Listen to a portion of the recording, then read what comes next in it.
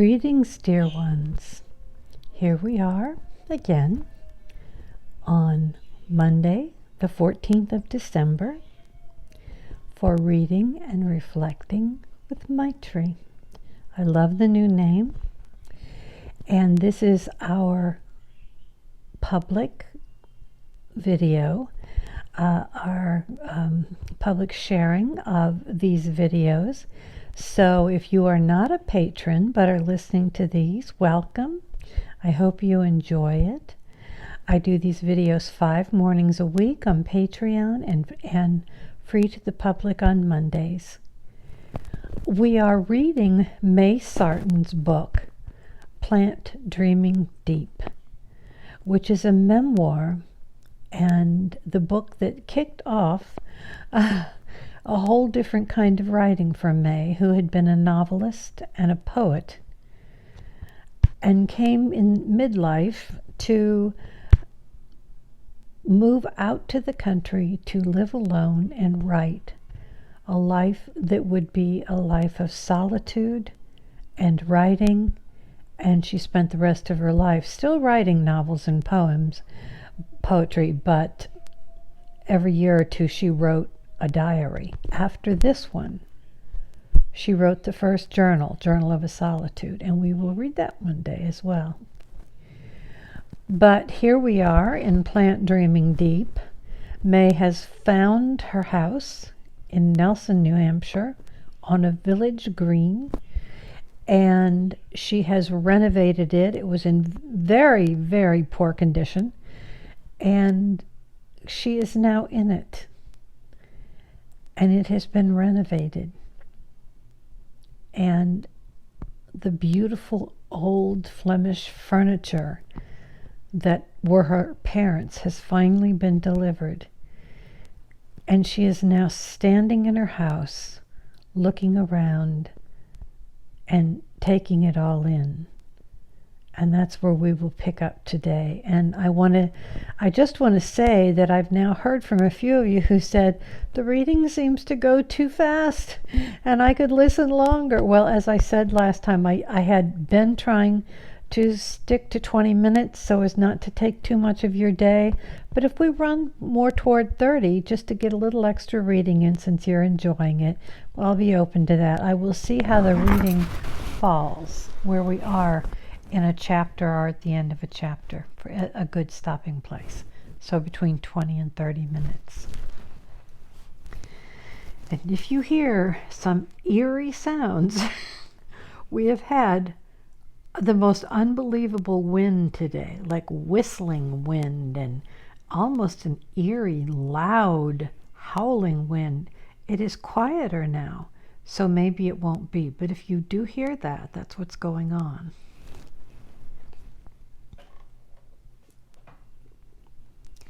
And George Gardner was the old man that used to work for her parents and arranged for her furniture to come to her house. As soon as George Gardner left, I began to take possession in the way one can do only when the Lares and the Penates are present. I think I read this last time, this chapter, but I'll go, it'll lead us back in. Oh, and I love the Lares and the Penates. My first thought, oh yes, I did read this. She hung the paintings over the fireplace, and the difference these few gestures had made was simply immense. The house had already begun to feel inhabited by all kinds of presences besides my own. My eyes rested on the Japanese prints. They had been given to me by Jean Dominique, as the poet Marie Clauset had chosen to call herself, she of the huge gray eyes and bird-like head. On the back of the hokusai are the words in her hand. That fisherman on the point of a rock who draws up to him his heavy destiny from the depths of the foaming waves, the divine mountain his only witness, What grandeur in that space around him, so empty and so alive. Here, too, under the shadow of Monadnock, a whole region is dominated by a sacred mountain, changing in every light, always a presence to be reckoned with as we come and go. I am glad I have no view of Monadnock from my house, for I always come upon the great silhouette with a shock of surprise and a lifting of the heart. It can never be taken for granted.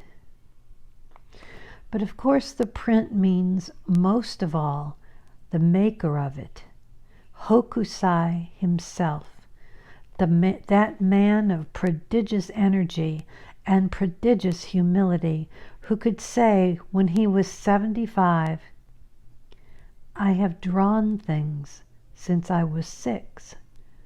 All that I made before the edge of 65 is not worth counting."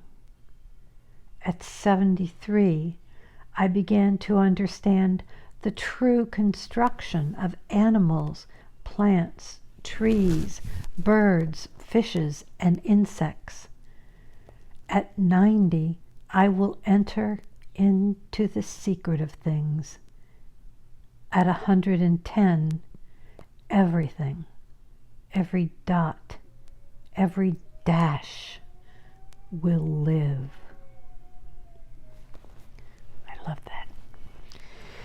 The 3 plates had made their way from China on camelback to Beirut to pay a student's years of learning at the university there, and had been brought home to Channing Place by my parents after a golden year they spent in Beirut, when my father became a student again himself to learn Arabic. For a moment I stood and looked around and listened to the hum I had created in the big room. Then I lifted out a blue wooden fish and set it up as the final piece of decoration on the mantelpiece, and with it Muriel Rukeyser, who gave it to me when we lived across the street from each other in New York, came to stay. I longed now to fill the whole shell of the house with murmurs such as these, and I went about it in a kind of lucid fever. Let the walls be inhabited and no longer stare out at me, too white. Let Elizabeth McClellan's lamp with its green shade be lit on my desk, and let there be a desk, for I had still to make it by fastening legs onto a 6-foot-long door. But first, Kobudayashi must find his place. This reproduction of the famous 9th century Japanese painting of the child sitting on his lotus, hands folded in prayer, circled in a thin gold line, had been with us from our first tiny apartment in Cambridge when we moved there in 1917. He had been a familiar spirit through my childhood. Surely he would feel perfectly at home over Mother's inlaid desk, the soft pinkish orange of his kimono melding with the inlaid flowers on its doors. He did, and for the last 8 years he has looked down on me as I write, and lift my eyes to rest now and then on that composed and composing presence. I was troubled by what to hang in the space above the mantelpiece in my study, a wide empty place between wall to ceiling bookshelves that Earl had set in for me. On the chance, I had brought up a silk panel, turquoise damask, embroidered by my mother with a geometric design in blue and gold. That panel had never found a place on the walls at Channing Place, but both the shape and the color fitted perfectly in my study. It was, I saw, when I hung it experimentally, surely meant as a background for flowers. And so it became a kind of stage where the whole sequence could be played out, from daffodils and tulips in May to iris, and then to the great white peonies, the vivid blue delphinium, the long sequence of lilies, to end with chrysanthemums and asters in the fall. It is the tokenoma of the house, the sacred place where beauty is kept alive in the memory of the dead. Sunlight pours into my study from 4 windows. Year by year, the turquoise silk has faded to a gentle, watery blue. The brilliant embroidery has softened, and it is lovelier than ever. We love the things we love for what they are, Robert Frost reminds us. And he means, I think, that we love them as they change. He is speaking in the poem of a brook gone dry, as well as for what they once were. My mother's face changed from that of an English beauty to that of a wrinkled old woman, and never lost its sweetness. But the eyes did not change. Those grave gray eyes that could suddenly twinkle with merriment, but through which fierce grief and tenderness flowed out toward a mouse rescued from the cat's jaws, toward the fallen bird with a broken wing, toward all living things, including flowers and her husband and child. In exactly the way her creations have done, the inlaid desk, the embroidered panel, she grew old only to grow more beautiful, though changed. I suddenly realized that what I had brought with me into the house, and the house itself, were making it possible, for the first time since the death of my parents, to evoke their joys. For the first time, the joy that surrounds them in my mind could be rooted again, and had a place to root in. The long grief rose and melted away, as I have so often seen mist do over my fields in the early morning. If my mother's joys are vividly present in my study, I find my father's joys in the big room. Just over my head, on the wall behind the wing chair, when I sit there reading in the evening, is an abstract design, black on white, flowing in great ripples. It is an inscription in Arabic, the opening of the Koran. In the name of God, the merciful, the compassionate. And it hung over the door to my father's study, to remind anyone who entered there, whether he was conscious of it or not, that the scientist lives as close to mystery as anyone. My father led as devoted and disciplined a life as any religious. For him, the writing of the history of science was a vocation, and he served it through his whole life with the whole of himself. Whenever I choose to risk my vocation against any hope for security, I cannot help but evoke George Sarton. What I see there, then, is no stern father figure, but the great beaming smile with which he explained to mother and me some decision of his own that was sure to enrage the establishment. He remained to the end something of a saint and something of an enfant terrible. His stance was not always wise, perhaps, but it was endearing. So on that first day in this house, I found the joys my parents had willed to me, and saw them take shape in concrete form on my white walls. These beautiful signs of a continuity almost erased that irony. Without their early deaths, I could never have invested in such a house at all, for I was able to do so only because of what I had inherited. But now I knew, in a way I had not before, that what I had inherited was life-giving and life-restoring, and would be so to the end of my life, and perhaps beyond. On that day, the first day here, I was glad to draw also on an American tradition, on something among the Lares that came only from my own past, a delightful crayon of Lake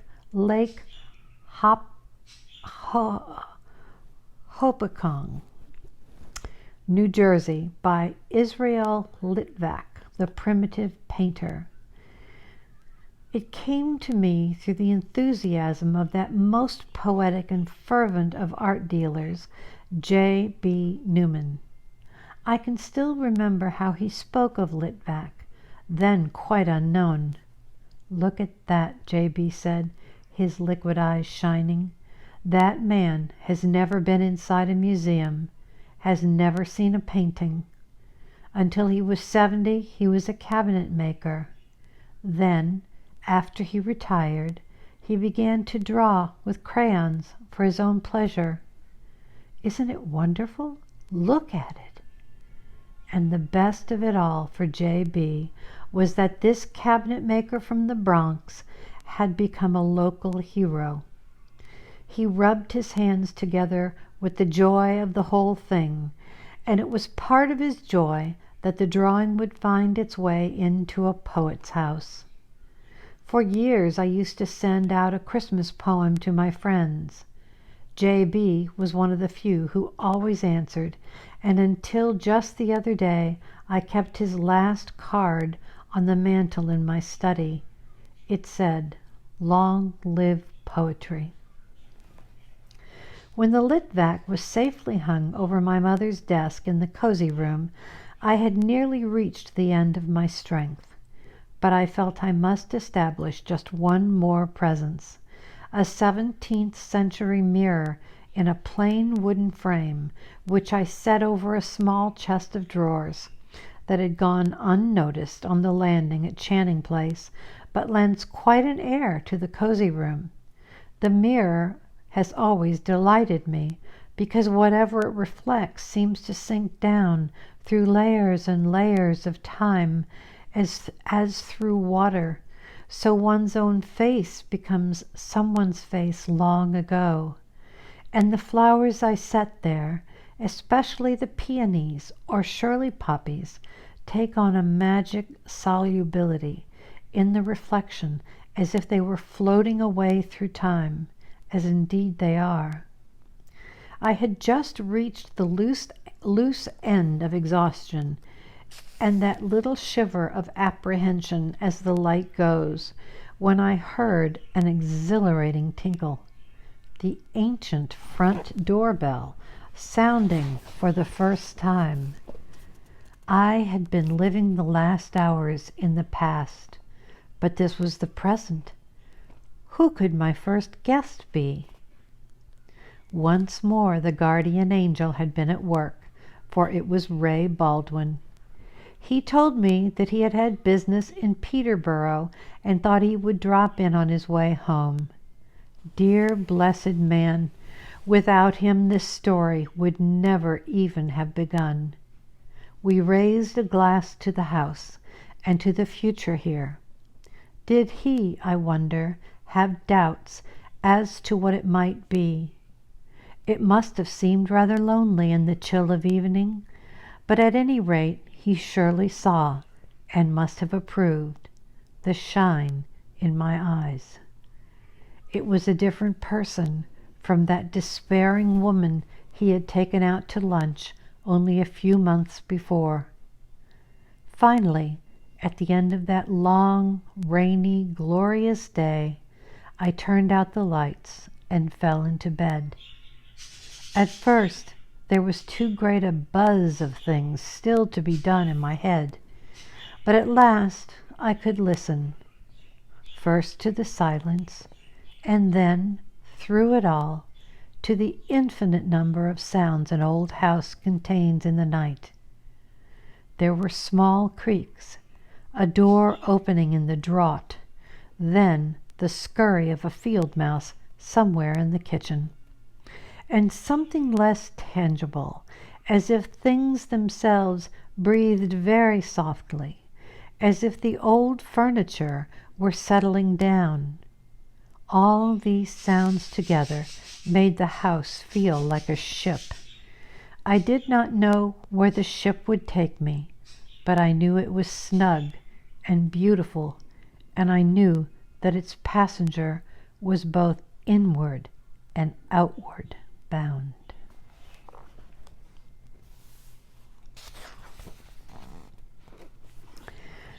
With Chapter 4, With Solitude, from my domain.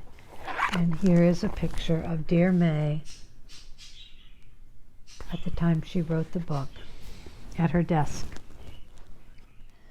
I woke to sunlight, the washed crystal air after storm, the maples all lit up, translucent, a brilliant world of blue and gold, almost incredible after the darkness of the day before.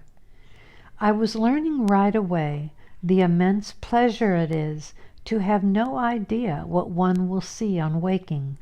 So violent and unexpected are the changes in our weather here.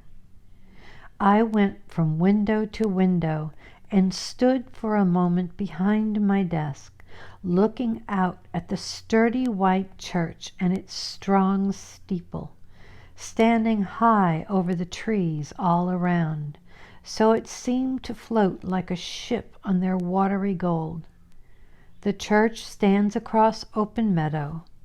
Mine, I thought, with a start of possessive pleasure. No one can ever come to break this open space, nor take from me the daily vision of so much power and so much promise just across the rough field. The dreadful outer gloom of the day before served now to make more dazzling the beauty all around me. Whatever I did not get done, I thought, I must go outdoors to explore. After all, there were more than 30 acres out there, and I had been only once to see the brook down through the second meadow and the ragged woods beyond, at the very border of the property. But when I did go out that day, it was to make a quick dash to Peterborough to find rugs. I was wild to get settled as soon as possible, so that I could begin living in the house at last. And there was another reason for haste.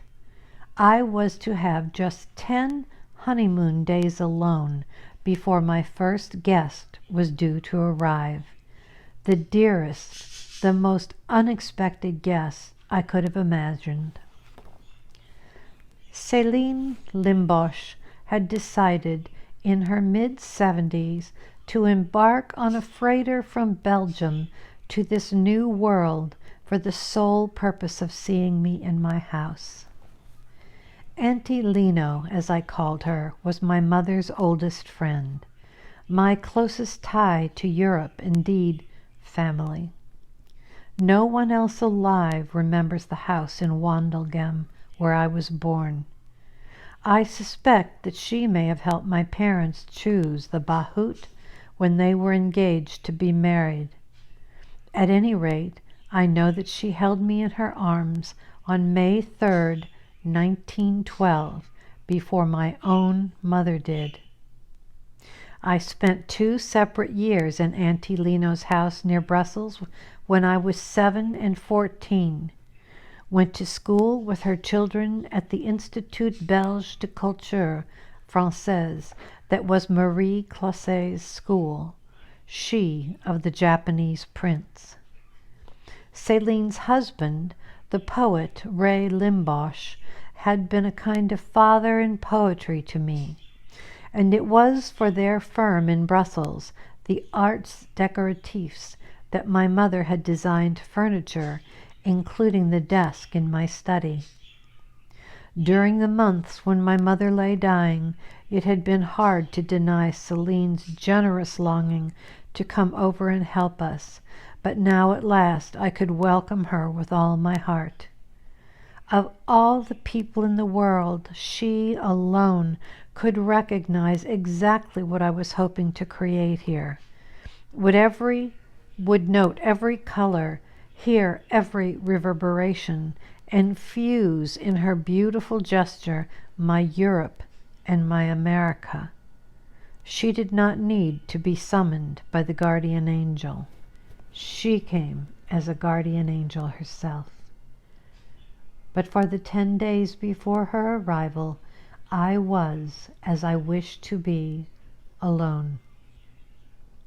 During those 10 days, the only person I spoke to was Mr. Upton, the mailman, who drove up every morning at about 11 to deposit the mail in a row of wonderfully ununiform mail boxes at the edge of the green. Horace Upton was then in his 80s, but he still went coon hunting sometimes all night, and then drove his route as usual. I did not realize for months, so great is New England reticence, that my own post office was just 2 miles away at Munsonville on Granite Lake. For months I drove 4 miles late every morning to post my letters in the opposite direction. I did not even know that Mr. Upton collected outgoing mail every afternoon. I had to learn everything from the start, on my own, and that was part of the adventure. It was what I had come for. Silence was the food I was after. Silence and the country itself. Trees, meadows, hills, the open sky. I had wanted air, light, and space, and now I saw that they were exactly what the house had to give. The light here is magic. Even after all these years, it still takes me by surprise, for it changes with every hour of the day and with every season.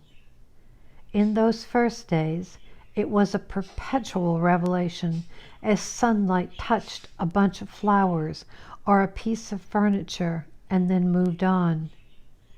Early in the morning, I watched it bring alive the bronzed gray of the bird's eye maple of Mother's desk in my study and make the flowers in the wreaths suddenly glow. In the afternoon, when I lay down for an hour in the cozy room, I saw it dapple the white mantelpiece and flow in waves across the wall there. And when I went into the kitchen to make tea, there it was again, lying in long, dazzling rectangles on the yellow floor. This flowing, changing light plays a constant silent fugue, but in those first days I still had to learn how different the music is as the seasons come and go. In January and February, the light is brilliant as snow is reflected on the white walls. In summer, the light turns green. The shadows become diffuse. This, my first experience of it, was in October. And in October, one's eye is pulled outward to look out and up into fiery bowers of maple leaves, or early in the morning across frost-silvered meadows.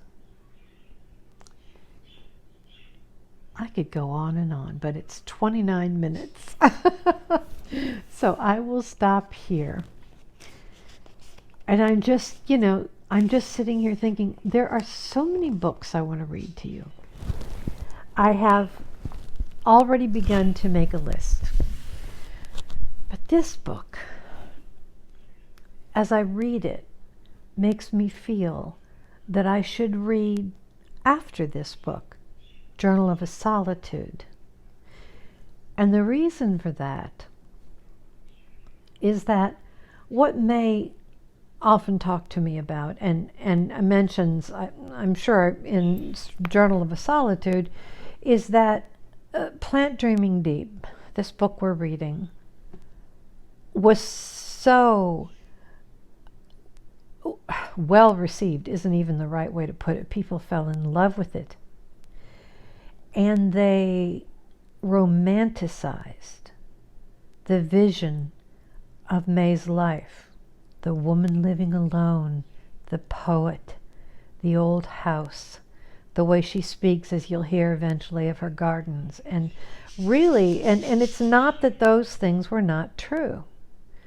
But as May writes in Journal of a Solitude, the first of her journals, of many, many journals that she published, and the book that follows this book, Plant Dreaming Deep, she wrote because she said it began to bother her that people had really so romanticized her life at the house in Nelson that she felt the need to give a more realistic picture of what it was to be a woman living alone in the silence, in solitude she both craved, and yet she would be filled with depression and rages and difficult, painful times.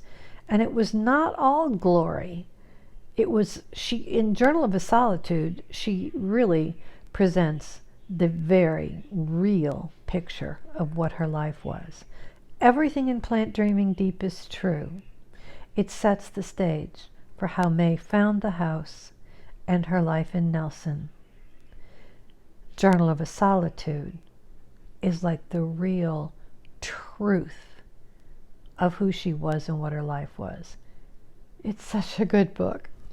So I may read these two books back to back and then move on to something else, just so you get the connection. And then other journals of May's can come along the way because they're all fabulous. But there are other books I want to read you too. So, thank you for being with me today. If you are not a patron, I hope you enjoyed this video. I hope you will consider joining Patreon to receive these videos 5 mornings a week and so much more. Patreon.com/Maisie's World. You will find links to everything that you can find me online, all of my website, my social media, everything I post after this public video. So, blessings and love to one and all. Be safe.